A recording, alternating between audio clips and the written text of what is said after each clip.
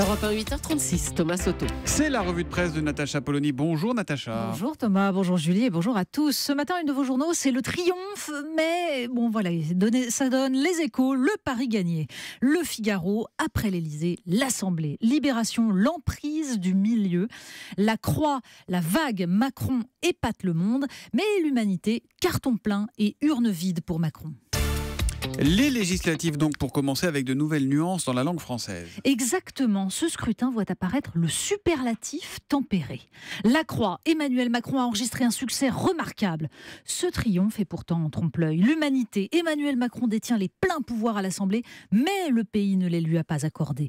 Dans le Figaro, Alexis Brézet choisit aussi la réflexion en deux temps. Jamais président n'aura eu vis-à-vis de sa majorité les mains aussi libres, ajoutant à cela qu'une large partie des médias est culturellement acquise au mélange de libéralisme économique et de progressisme sociétal qu'il a professé durant la campagne, que pour les milieux économiques, son élection est une bénédiction, qu'il bénéficie enfin d'un a priori favorable dans la haute administration.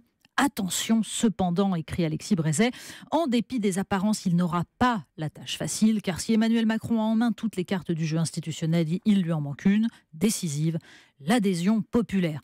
Alors dans l'opinion, c'est à peu près la même chose. Nicolas Bétou cite un dirigeant socialiste broyé au premier tour des législatives. Le génie d'Emmanuel Macron a été de transformer la colère des Français en optimisme. Mais reste un défi redoutable, ajoute Nicolas Bétou, redonner à ceux qui ne s'estimeront pas légitimement représentés des raisons de croire que ce n'est pas un camp minoritaire qui a gagné contre le reste du pays. Alors, il y a les résultats bien sûr, mais il y a aussi la place pour les débats ce matin. Mais oui, débat économique, débat sociétal. Dans Libération, Laurent Geoffrin s'inquiète de voir à l'Assemblée la gauche ramenée au minimum. La tentation, écrit-il, se fait jour pour les macronistes de droitiser leur politique pour neutraliser leurs principaux opposants. Ni droite ni gauche, ce fut le mantra de la campagne.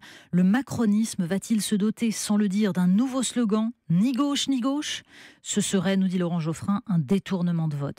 Alors il faut dire que dans le Figaro, Nicolas Bavrez, le contempteur du modèle français, condamné au déclin face au modèle anglo-saxon, puis face au modèle allemand, puis face à la mondialisation en général, ne cache pas sa joie. La libéralisation du marché du travail, la normalisation de l'environnement réglementaire, fiscal et social des entreprises sont en marche, nous dit-il.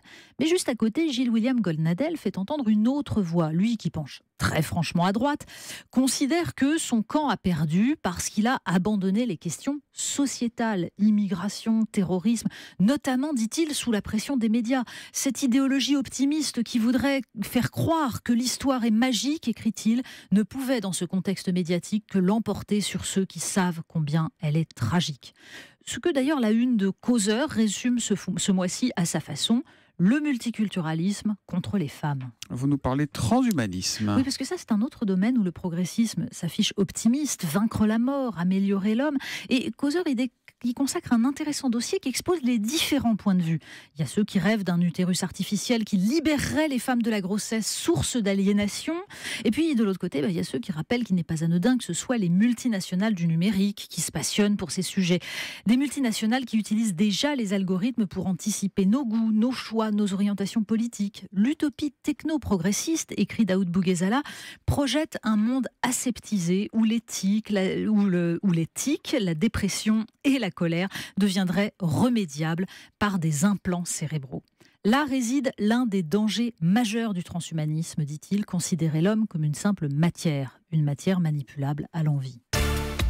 On termine avec le bac, tiens. Mais oui, est-ce qu'on peut citer des films ou des chansons dans une copie du bac ? Vieille question. Alors que ceux qui ont tenté le coup cette année aillent lire l'article de Louise Touret sur le site Slate. Évidemment, le sujet d'imagination en français incite les élèves à toutes les audaces, mais entre Un prophète de Jacques Audiard et Star Wars, il y a quand même un monde. Alors cette année, la question, c'est: pouvait-on citer les rappeurs de PNL, auteurs d'une chanson intitulée Recherche du bonheur ? Oui, parce que le sujet en série technologie était en effet: pour trouver le bonheur, faut-il le rechercher ?